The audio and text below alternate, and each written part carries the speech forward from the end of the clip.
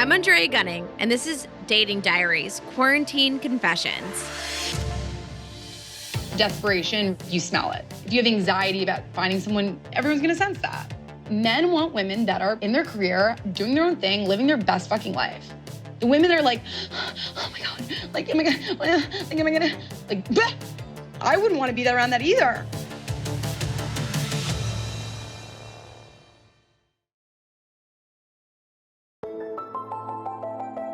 Ben, can you believe we've been working at home for 3 months? I miss so many things, like so many things. What do you miss? I miss being outside with other people, going out to dinner, hanging out with friends.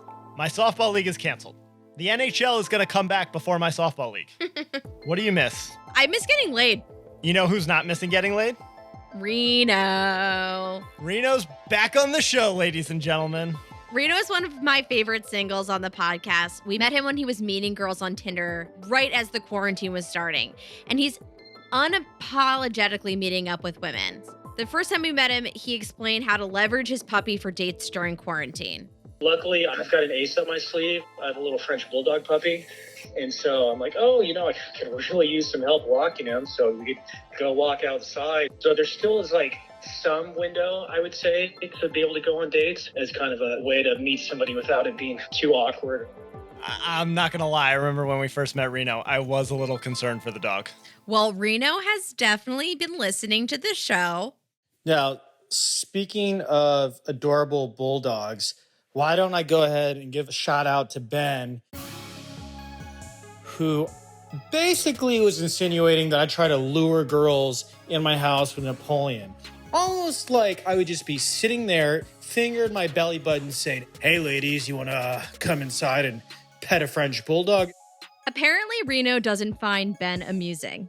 Man, I was literally just joking around. I've had a fair number of dudes just yell at me, hey, bro, your dog is really, really cute. So I don't know if your sense of humor just died on your wedding night or just maybe woke up on the wrong side of the bed that day. But I was not insinuating that I lure girls with my French bulldog. He's not quite finished. Reno also feels a little villainized by our podcast. And let's go ahead and throw this other thing out here. There are literally Karens running around Wawa with their masks below their nose, and I'm the one that's out here just endangering people. Wait, there's more. Get it out, Reno. Get it out. You're acting like I'm just running around coughing on everybody that comes near me. I matched with 3 people from Tinder, and as consenting adults who talked about the risks that could come from meeting up, went ahead and decided to do so. If I have to be the bad guy, fine. Call me Billie Eilish. I'm the bad guy because I'm being honest and real that there are people all over that are disregarding the safety, social distancing standards by meeting up from these dating apps. I've just been trying to be 100% brutally honest about what it's been like for me. I give him 100% credit for his honesty. But look, when it was all new and shit was hitting the fan, Reno was still talking about how hot a girl is. It seems a little weird under the circumstances. But what do I know? And he's still out there looking for... Well, what is he looking for? I kept swiping on Tinder, seeing what's out there. Now I know. I'm literally the worst person since Ted Bundy, but can you blame a guy? I'm just out here trying to find love on first swipe.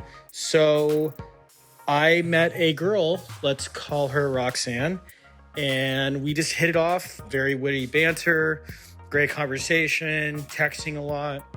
And so we actually decided to have our first date on video chat. And that was pretty interesting. I've never had a first date that way. I could honestly see that becoming the new thing going forward, or at least it being more of a common thing. Reno is kind of morphing into a dating coach, and I'm here for it. If you're on video chat, there's not much pressure, and you could literally hang up and leave at any moment. So that went really well. And we decided to meet up the next day in person and go for a walk. And when she opened the door, she she totally stunned me. She's just absolutely freaking gorgeous. And so I can't imagine the way I looked with just kind of this like dumb probably expression on my face because my mind was just blown. And we've been dating ever since. And it's just been really, really nice. I didn't really expect this at all, especially with everything that's going on. But hey, miracles happen.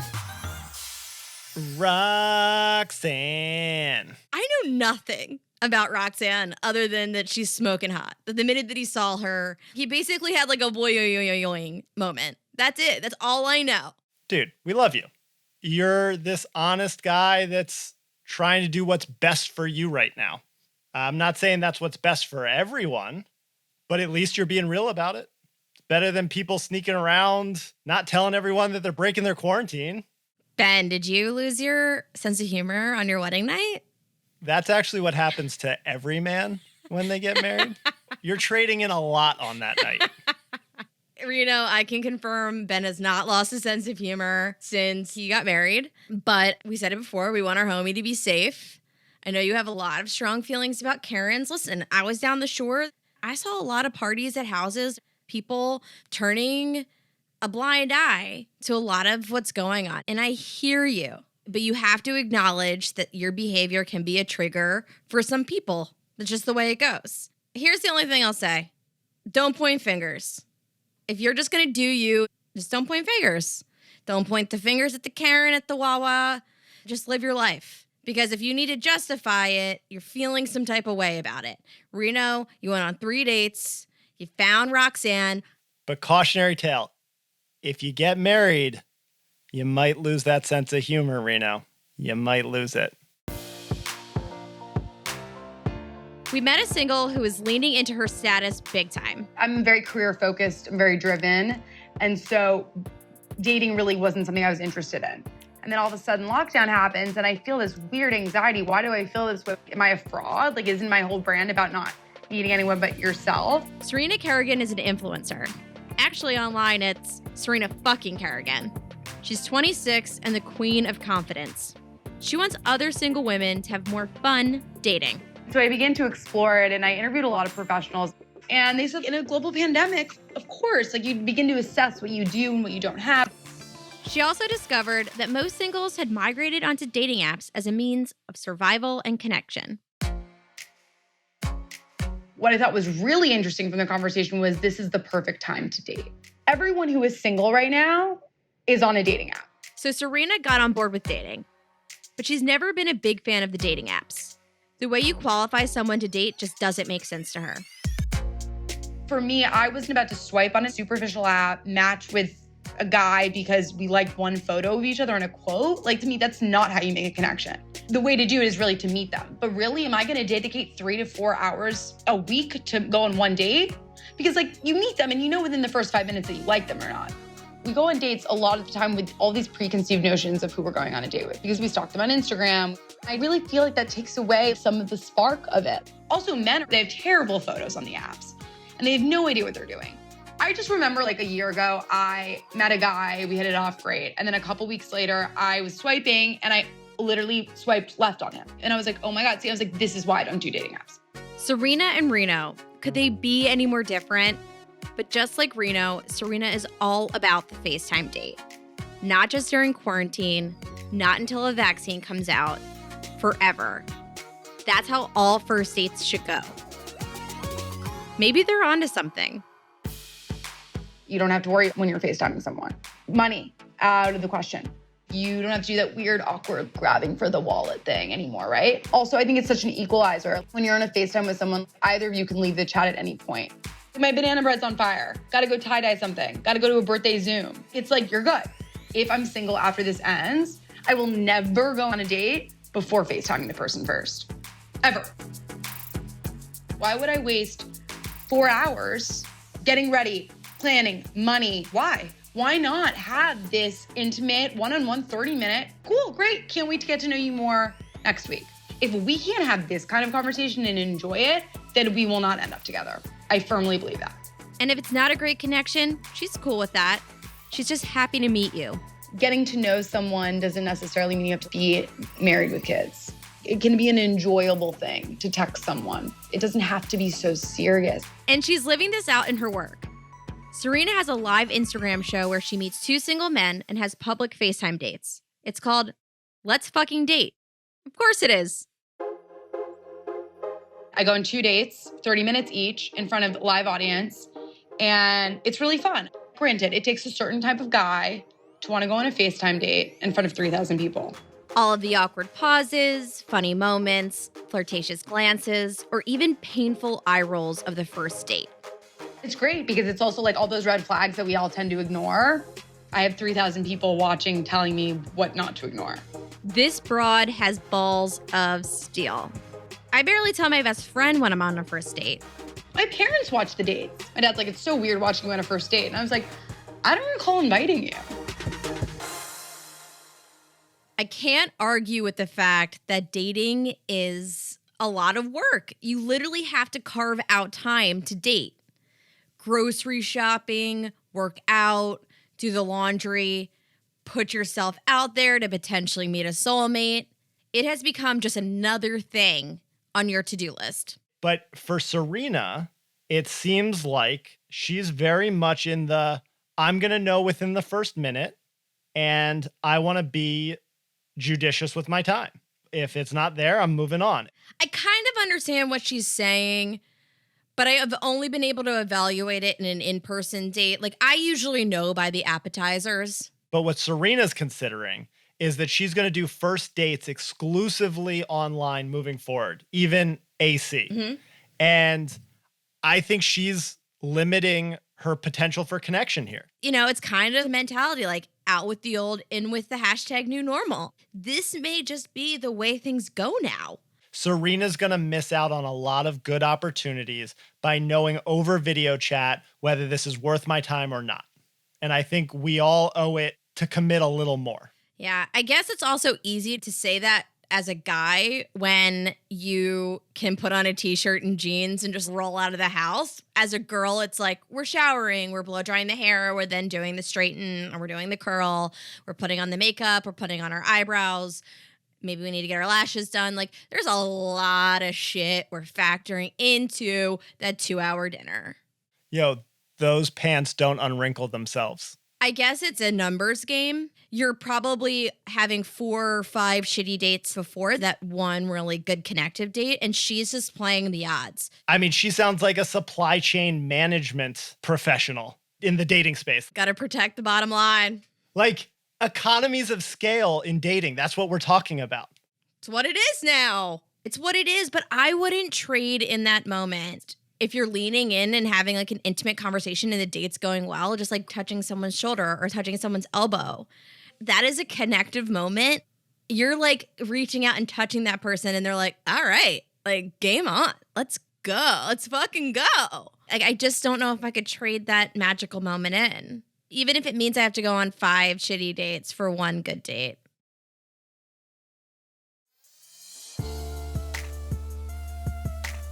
Lena is 35 and owns a hair salon in San Francisco. She met a guy casually at an art and music festival in the Nevada desert. We met in Burning Man 2018. And so then we saw each other again just this past Burning Man in 2019. She had a feeling about him, but couldn't get any traction. I thought he was super cute. He was super friendly and he seemed like a confident person, but I was just waiting for some sort of glimmer of putting the moves on or something. But the very first thing I noticed is he was wearing this really funny looking hat. It had this really funny red pom-pom thing on top of it. And I'm like, it's 100 degrees. Like, why are you wearing this knitted hat with this like pom-pom on the top of your head? She wanted to find out more about him, but had trouble connecting. I friend requested him on Facebook after we met. I was like, okay, this is gonna be my little nudge. So it took him a whole year. I mean, I was wondering, like, this is weird. He must just not be on here very often.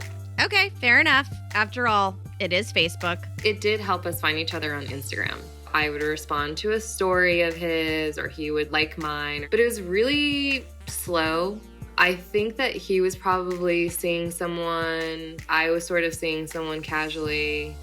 Timing matters. A lot of planets have to align to fall in love.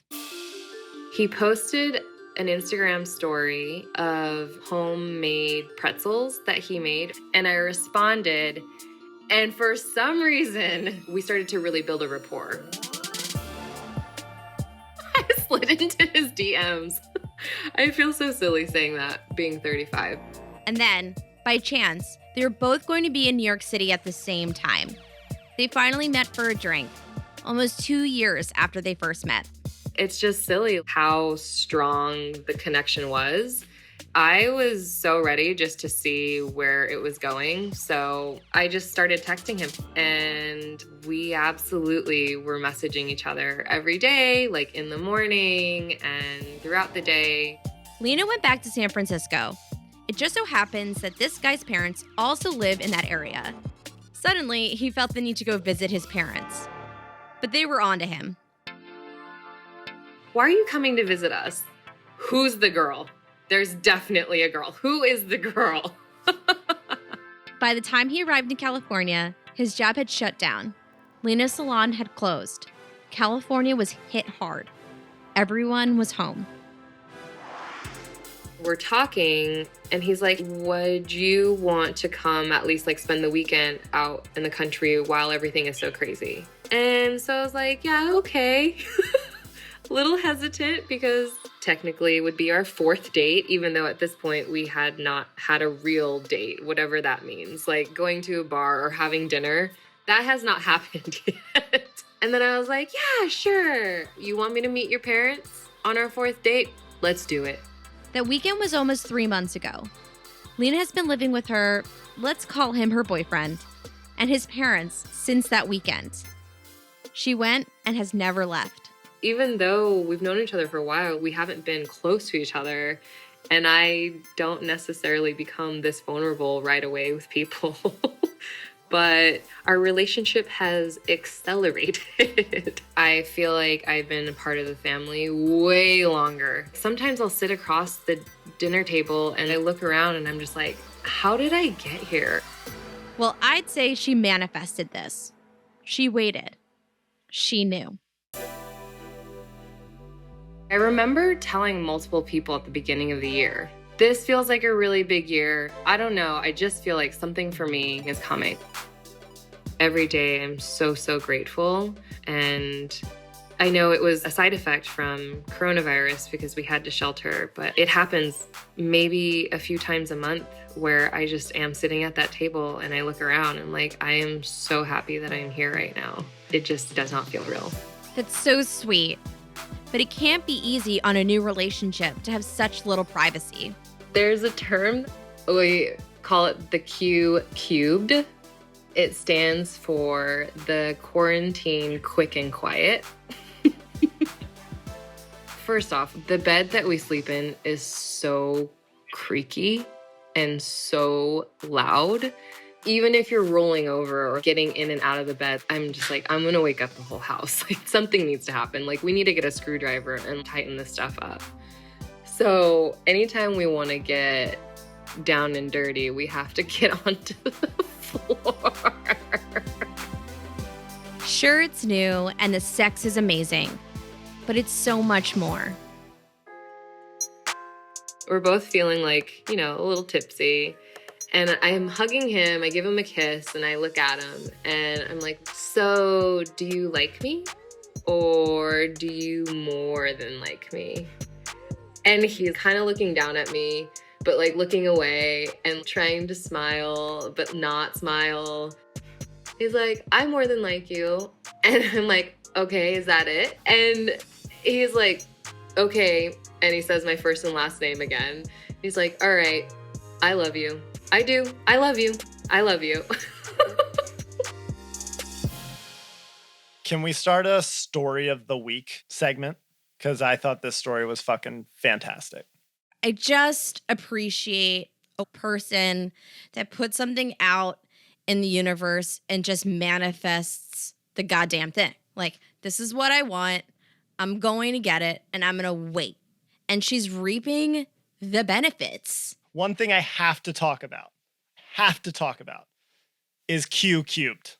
There needs to be a travel tool set. You don't know when it's going to come up, but that squeaky bed is a universal problem, and it's usually in your parents' house. And you have to end up on the floor. Like when she said that, I was like, yep, that is the natural progression. I mean, we've all been there. We've all brought the significant other home for Thanksgiving break. Sorry, Mom and Dad, I risk it. I mean, they're in their 30s. What are you going to do? We're on like almost 3 months here. I hope they have a big house. I hope there's a lot of space. The one thing that I absolutely love about this story, but also kind of piques my anxiety a little bit because I'm 100% projecting, is that in normal relationships, there's a certain path to it, right? There's a certain cadence. And she's falling for this guy at the same time that she's falling for his family. So she's falling in love with him and falling in love with his mom and dad. And for her, it's happening all at once. For me, my last relationship, I was so in love with his family. And I think I was in that relationship a little too long because of how invested I was in my relationship with his family. So I know what that bond can do. And it makes me a little nervous, but it also makes me so excited for her because to be able to have that, it's so special.